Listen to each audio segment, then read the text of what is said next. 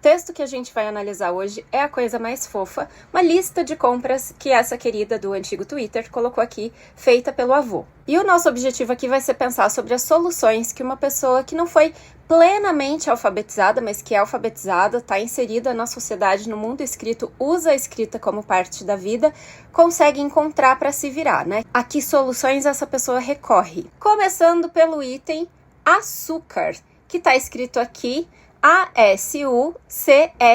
Então vamos pensar no comecinho da palavra, o açu. O ideal seria que ele fosse escrito com C cedilha. Essa é a norma que a gente tem. Mas dá para imaginar uma pessoa que não domine essas convenções levantando hipóteses do tipo, conheço a palavra suco. Suco é com S. Por que açúcar não vai ser? Se é o mesmo som. Su e su, é o mesmo som das sílabas.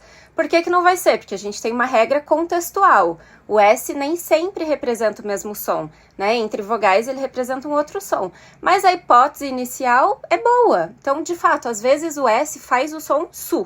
Em seguida a gente vem para óleo, que foi escrito aqui da mesma maneira que olho.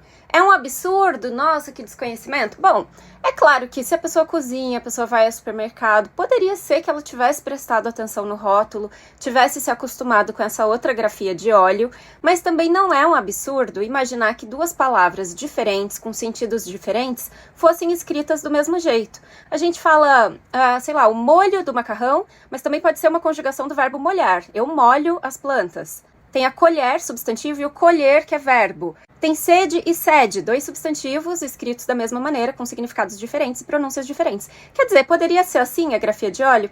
Aí a gente vai pro arroz, nada grave, a troca de S e Z no final das palavras é algo comum para quem está em processo de alfabetização, então criança aprendendo a escrever vai trocar isso, é uma questão de convenção. E aí é claro que a gente identifica isso como um indício de que o ensino formal não foi finalizado, mas funciona, eu tenho certeza que a intenção da pessoa foi escrever arroz, então tá tudo bem.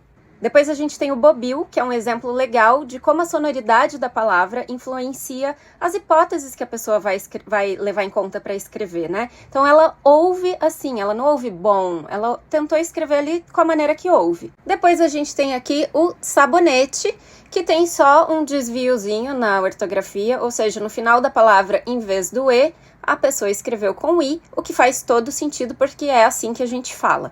Então, professores que alfabetizam crianças, os pedagogos, sabem muito bem que é um assunto recorrente na alfabetização. Explicar que muitas palavras são escritas com E no final, mesmo que a gente pronuncie com I. O item seguinte, que é o sabão em pó, ou como está escrito aqui, sabão e pó. De novo, a gente tem a sonoridade interferindo na maneira como a pessoa escreve. Mas olha que interessante, que depois tem um macarrão aqui com aotil. Ou seja, essa pessoa conhece caminhos para registrar nasalidade, né? Ela tem o recurso do aotil, como escreveu em macarrão. Claro que aqui está faltando um R, mas a gente está falando de outro aspecto, que está dentro da norma. E aqui no sabão, não está dentro da norma, né? A gente teria o mesmo caso de macarrão, mas tem também aqui uma letra representando a nasalidade, então tá satisfatório. Seria simples ensinar para essa pessoa que o padrão, no caso de sabão, é outro. E a gente tem o ipó, porque falando rapidamente, sabão em pó, sabão em pó, sabão em pó, não é de se estranhar que alguém ouça ipó. E às vezes a gente não conhece o significado isolado de uma palavra, mas ipó poderia muito bem ser um adjetivo que anda sempre ali com sabão. Inclusive esse registro tá muito bom, porque tem o acento corretinho aqui, o acento agudo para fazer o ó.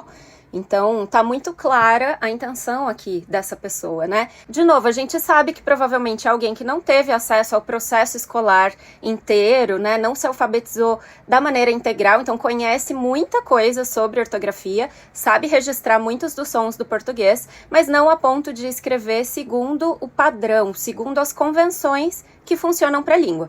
Mas isso aqui a gente lê e entende, então digo de novo, tá tudo bem. Aliás, vou fazer uma pausa para contar um caos. Esse exemplo do sabão em pó me lembrou que quando eu era criança, meu pai ouvia o hino do Santos. E apesar de ser santista, a gente é mineiro.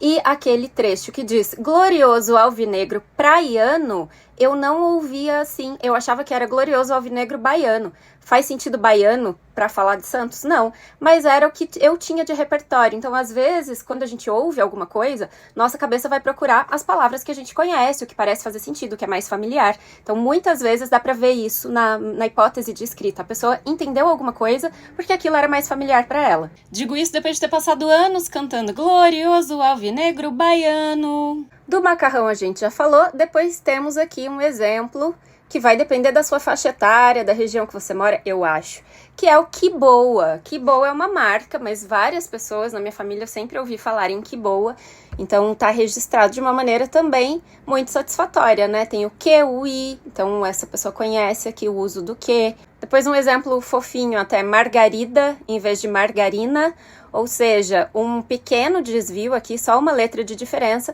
mas certamente porque margarida é uma palavra mais familiar, soava melhor e a pessoa pode ter achado que as duas coisas têm o mesmo nome, a flor e esse produto. Depois temos o álcool, que é pronunciado assim por muita gente, né? A gente não fala álcool, então muita gente fala rapidinho álcool. Na minha família, imagino que meus avós escreveriam arco, porque em muitas regiões existe essa troca de L por R e seria outro uso comum.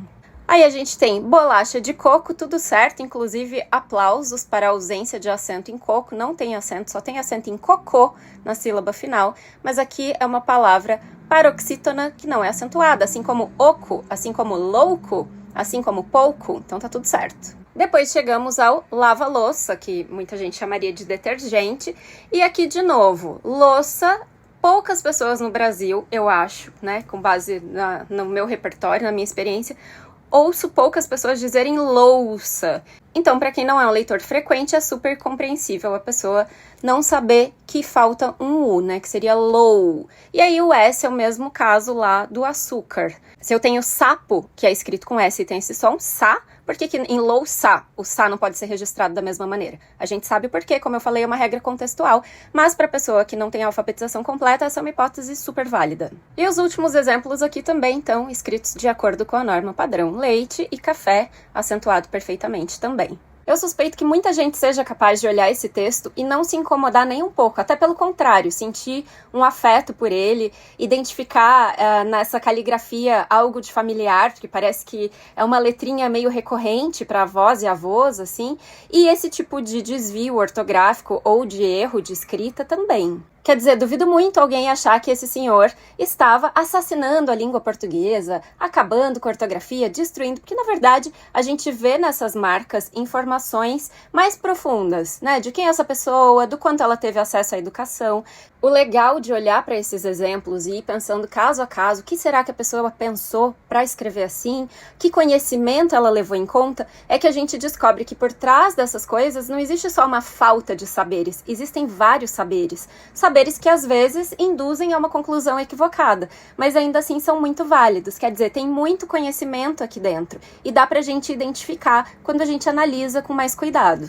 É claro que a gente deseja que todo mundo tenha acesso à educação, a um processo completo de alfabetização, né? Possa passar por todas as fases, chegar numa fase de consolidação, de conhecimento mais profundo das normas, das convenções de escrita, mas existem muitas razões que podem justificar porque alguém não conhece bem. Pode ser que a pessoa não tenha tido acesso, pode ser que a pessoa tenha uma especial dificuldade com isso, alguma coisa neurológica, psicológica, pode ser que a pessoa não tenha tido saúde mental para se dedicar quando teve a oportunidade, enfim, a gente nunca sabe. E se você, como eu, consegue ler uma lista como essa e achar bonitinho e sentir uma emoção, um afeto, até um apreço pelo esforço da pessoa que escreveu isso, né, que tá dentro do mundo letrado, que usa a escrita na vida dela, eu te convido a pensar também sobre outros contextos em que talvez esse olhar um pouco mais generoso possa caber. Para mim, clima natalino é isso aqui, ó, que é lindo de ver.